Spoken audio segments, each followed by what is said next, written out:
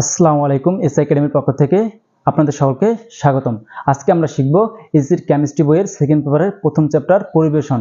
আজকে আমাদের পরিবেশনের 7 নম্বর ক্লাস। যারা আমার আগের 6টা ক্লাস দেখো না তারা অবশ্যই আমার আগের 6টা ক্লাস দেখে আসবে। আজকের ক্লাসে আমরা অনেক কটা গাণিতিক সমস্যা দেখব। এখন আমরা ক্লাসটা শুরু করতেছি।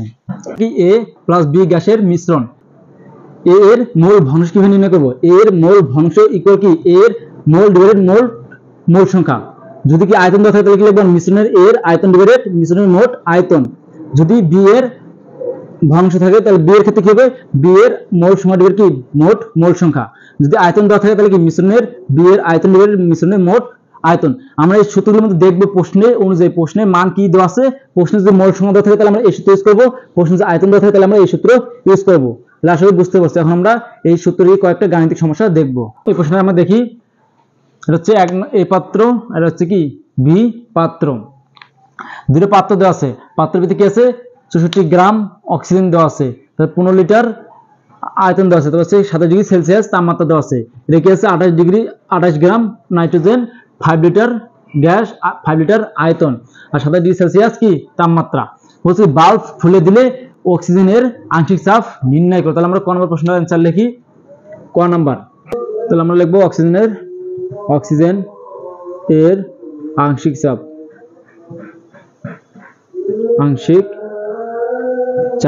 ইকুয়াল অক্সিজেনের আংশিক চাপ ইকুয়াল কি হবে? দেখো আমরা দেখতে পাবো মান কি মান দেওয়া আছে। এন এর মান দেওয়া আছে, মানে কি গ্রাম ভরের মান দেওয়া আছে। তাহলে আমাদের এখানে এন এর মান বের করতে পারি। তারপর কি দেওয়া আছে? আয়তন মানে লিটার দেওয়া আছে, তারপর তাপমাত্রা দেওয়া আছে। তাহলে আমরা কোন সূত্র ইউজ করব? এন আর টি ডিভাইডেড ভি ইকুয়াল। এখন সাইডে আমরা কি করব? মানগুলো লিখব। এখানে এন ইকুয়াল আছে ডাব্লিউ ডিভাইডেড এম। ডাব্লিউ মান কত আছে? 64 গ্রাম, 64 ডিভাইডেড, আর এম হচ্ছে কি অক্সিজেনের ভর। অক্সিজেন O2 এর আণবিক ভর কত আছে? 16 × 2 কত হয়? 32। তাহলে যে কত হবে? 32 কে 32 গুণ কত? 64। তাহলে যে কত হবে? 2 মোল। তারপর আমরা কি নির্ণয় করব? আর ইকুয়াল হচ্ছে কত? 0.0821 অ্যাটমসফিয়ার পার মোল পার কেলভিন। তারপর আছে কি টি, তাপমাত্রা দেওয়া কত? 27 ডিগ্রি সেলসিয়াস।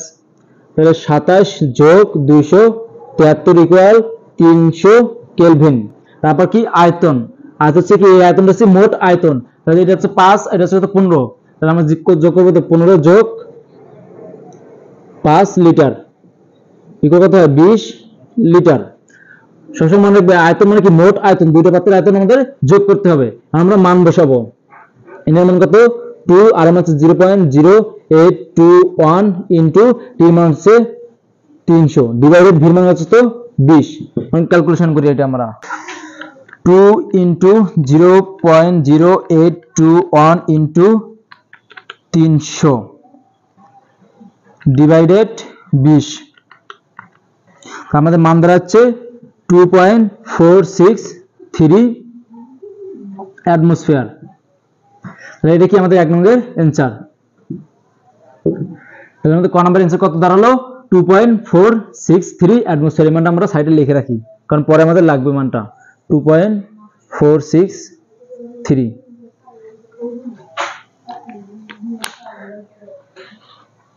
এবার আমরা খ নম্বর করব।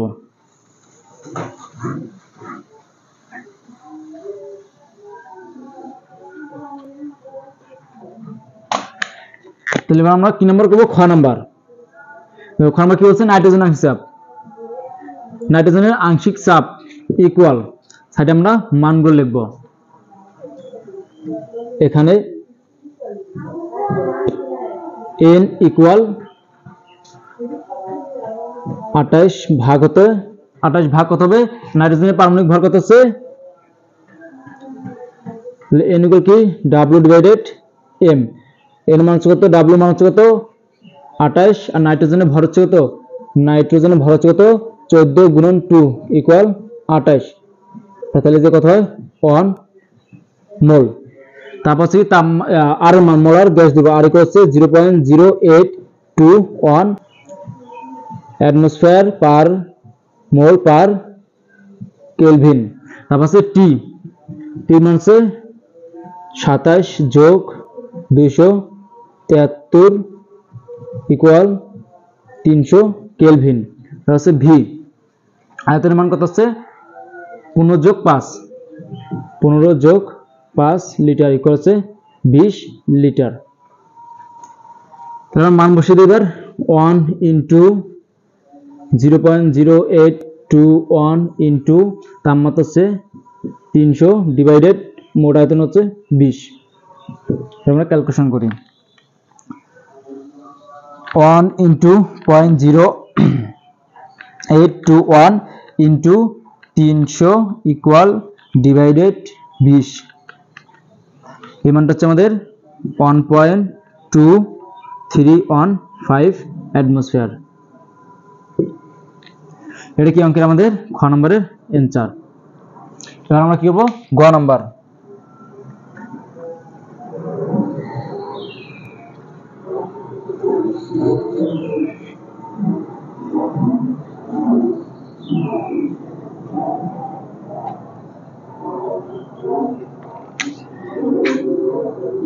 আমরা বলতে পারি কি ক হতে পাই, ক হতে পাই অক্সিজেন এর আংশিক চাপ কত পাইছি আমরা 2.463 অ্যাটমসফিয়ার। তারপর হচ্ছে খ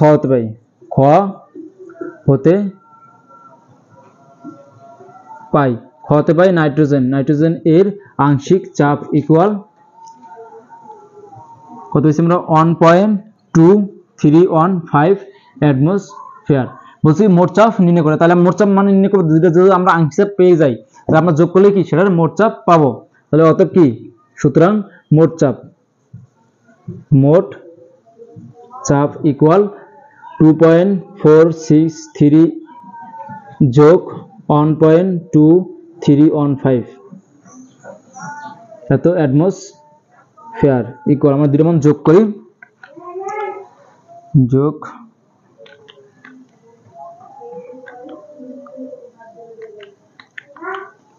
করলে হচ্ছে 3.6945 অ্যাটমসফিয়ার। এটা কি অঙ্কের আমাদের অ্যানসার। আশা করি সবাই বুঝতে পারছো। যখন তোমার বলবে মোট চাপ নির্ণয় করো তখন অবশ্যই পাত্র দুইটার আংশিক চাপ যোগফল বের করতে হবে। যখন তোমাদের প্রশ্ন বলবে আংশিক চাপ নির্ণয় করো তখন কি এই পাত্রের আংশিক চাপ বি পাত্রের আংশিক চাপ বের করতে হবে, তারপর পাত্র দুইটার যোগফল করলে কি সেটা মোট চাপ পাওয়া যায়। এটা অ্যানসার আসলে সবাই বুঝতে পারছে। এবার আমরা পরে অঙ্ক দেখবো। দেখো এবার আমরা এই প্রশ্ন করব। এটা একটা উদ্দীপক দেওয়া আছে, দুইটা পাত্র দেওয়া আছে, এ পাত্র আর বি পাত্র। এ পাত্রের মান দেওয়া আছে কি 300 মিলিমিটার এসজি 800 মিলিলিটার, তারপর হচ্ছে 27 ডিগ্রি সেলসিয়াস হচ্ছে এ পাত্র। তারপর বি পাত্রে কি দেওয়া আছে 250 মিলিমিটার এসজি 500 ml আর হচ্ছে 27 ডিগ্রি সেলসিয়াস, এটা হচ্ছে বি পাত্র। কারণ ক নম্বর প্রশ্ন তোমার কি যে কোনো কিছু থাকতে পারে পরীক্ষায়। তারপর খ নম্বর প্রশ্ন আসবে কি মিশ্রণের মোট চাপ নির্ণয় করো, আর গ নম্বর প্রশ্ন আসবে কি 40 ডিগ্রি সেলসিয়াস এ মোট চাপ কত। এটা কি তোমাদের জন্য অনেক ইম্পর্টেন্ট। দেখো আমরা খ নম্বরটা করবো, মিশ্রণের মোট চাপ নির্ণয় করো। খ নম্বর মিশ্রণের মোট চাপ ইকুয়াল মিশ্রণের মোট চাপ কি এই পাত্রের আংশিক চাপ আর এই পাত্রের আংশিক যোগফল। তাহলে এই পাত্রের আংশিক আমরা লিখতে পারি কি এ পাত্রের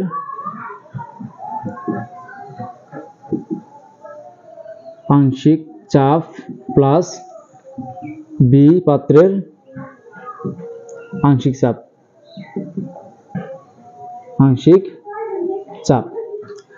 তাহলে এই পাত্রের আংশিক আমরা সূত্র কি লিখতে পারি P1 V1 divided V plus P1 V1 divided V. কোন সাইডে আমরা মানগুলো লিখব। এ পাত্রে P1 ইকুয়াল হচ্ছে কত 300 মিলিমিটার এসজি, V1 হচ্ছে কত 800 মিলিলিটার, তো হচ্ছে ভি। আর ভির মানটা দেখো এটা কি মোট আয়তন, তাহলে দুটো আয়তন আমরা কি করব যোগ করব। 800 যোগ 500 মিলিলিটার, তাহলে কত 8 + 5 = 1300 মিলিলিটার। হচ্ছে বি পাত্রে চাপ পিওন ইকুয়াল হচ্ছে কত 250 millimetre H G. V one হচ্ছে কত, আয়তন হচ্ছে কত, হচ্ছে আমাদের 500 মিলিমিটার। আমরা কি করবো, মানগুলো বসাবো। 300 into 800 divided 1300 plus 250 into 500 divided 1300। এখন ক্যালকুলেশন করি। 300 ইন্টু 800 ইকুয়াল ডিভাইডেড 1300,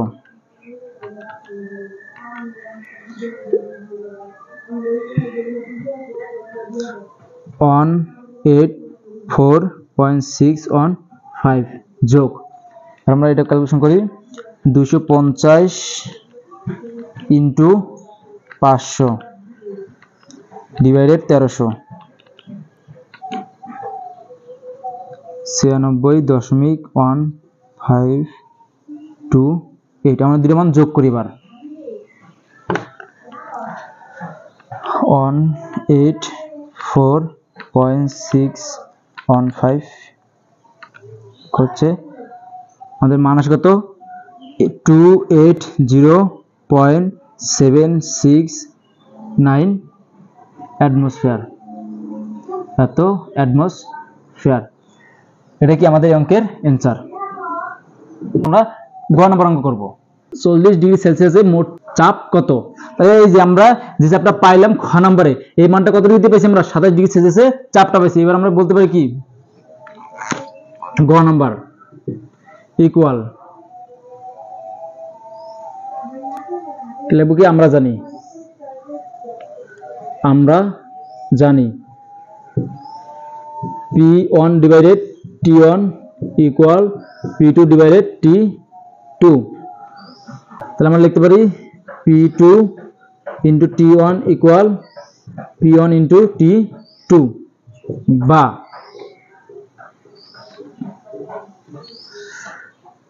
আমরা এবার কি লিখতে পারি P2 equal P1 T2 divided T1।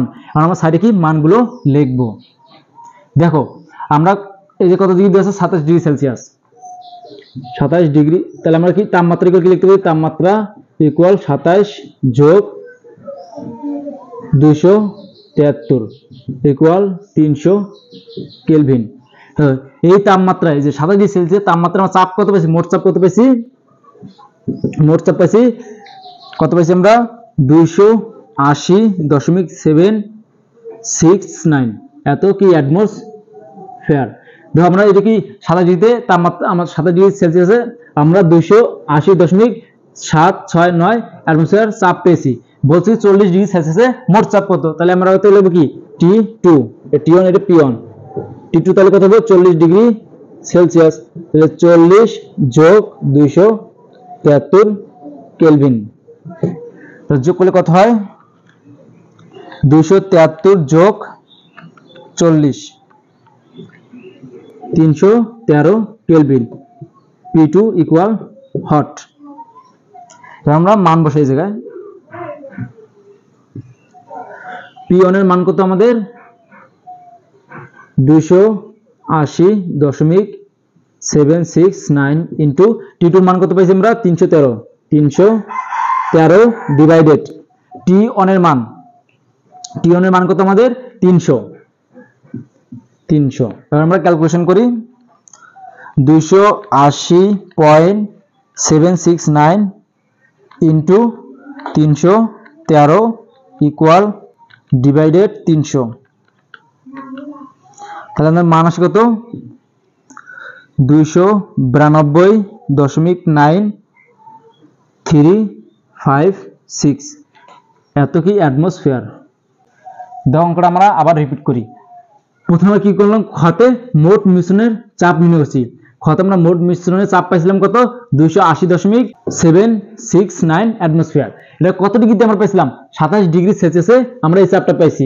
এটা বলছি 40 ডিগ্রি সেলসিয়াসে চাপ কত হবো। তাহলে আমরা 27 ডিগ্রি যদি এটা পাই তাহলে 40 ডিগ্রিতে আমরা এই সূত্র প্রয়োগ করলে কি আমরা অটোমেটিক 40 ডিগ্রির মানটা পাবো। তাহলে আমরা লিখছি কি T1 ইকুয়াল কত 27 ডিগ্রি, তারপর আমরা কি ক্যালকুলেট নিছি, তারপর আমরা কত পাইলাম কি P1 এর মান চাপ পাইছি 27 ডিগ্রিতে কত বললো কি 40 ডিগ্রি সেলসিয়াসে তাপমাত্রা নিয়ে, তাহলে T2 এর মান কত হয় 40 ডিগ্রি সেলসিয়াস, এটাকে আমরা ক্যালকুলেট নিছি।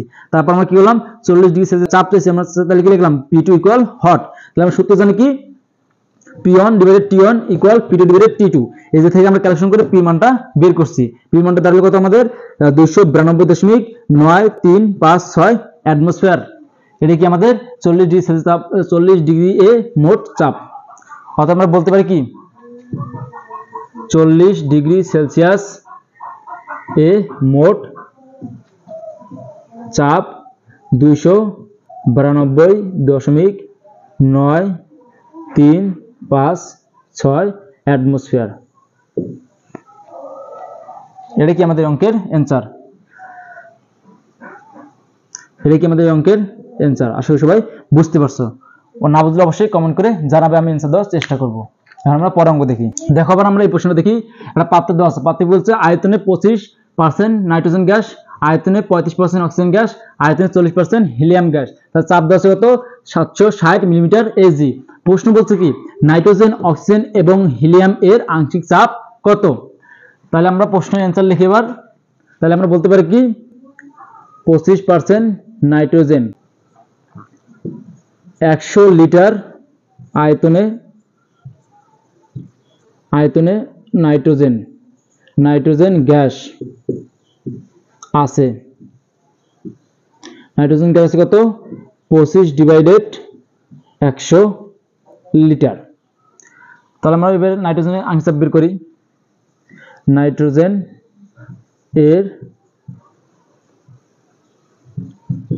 আংশিক চাপ ইকুয়াল আমরা সূত্র কি জানি P ইনটু N A। তাহলে চাপের মান কত আমাদের, চাপের মান হচ্ছে কত 760 ইনটু N এর মান কত পাইলাম আমরা 25 ডিভাইডেড 100। আমরা ক্যালকুলেশন করি এটা।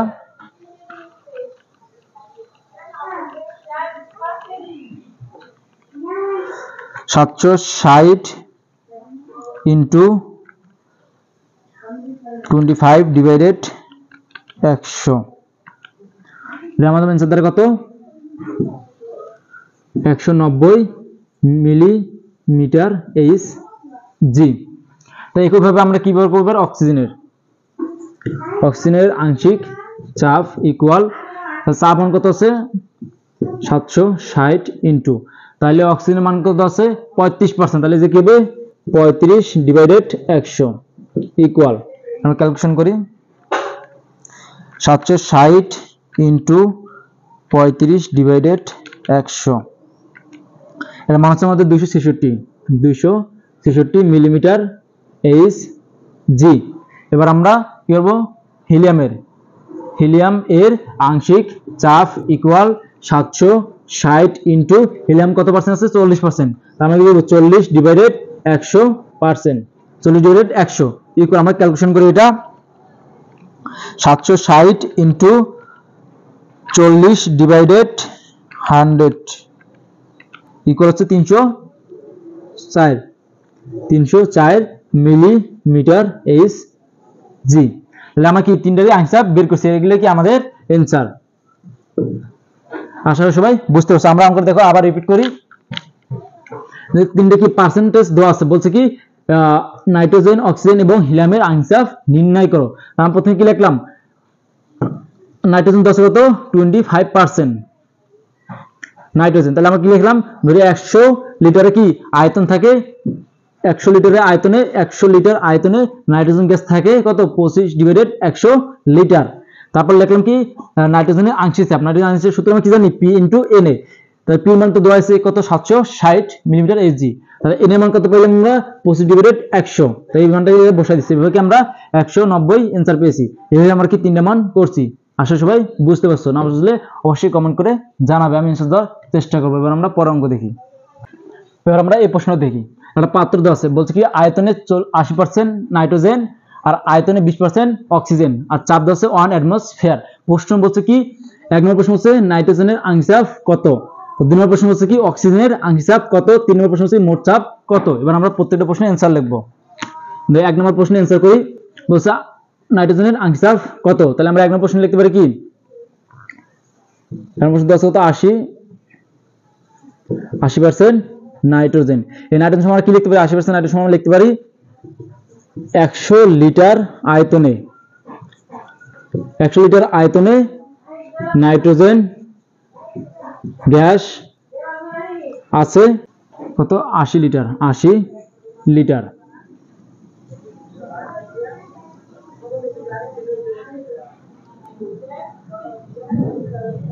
তাহলে আমরা বলতে পারি অতএব নাইট্রোজেন এর আংশিক চাপ equal P into N A. P মানে কি মোট চাপ, চাপ দেওয়া আছে কত 1 অ্যাটমোস্ফিয়ার, তাহলে আমরা লিখতে পারি 1 atmosphere into N A. N এর মানটা আমরা লিখতে পারি কি 80 ডিভাইডেড 100। দেখো এন সমান আমরা এটা কিভাবে লিখলাম, তাহলে এন সমান আমরা লিখতে পারি কি 80 ডিভাইডেড 100 ইকুয়াল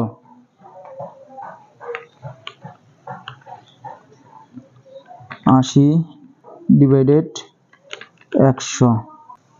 তাহলে আমাদের এটা মান হচ্ছে কত 0.8 মিলিমিটার এইচ জি। তাহলে নাইট্রোজেনের আংশিক কত পেলাম আমরা 0.8 মিলিমিটার এইচ জি। এটা কি আমাদের ক নম্বরের অ্যান্সার। আমরা খ নম্বর করব।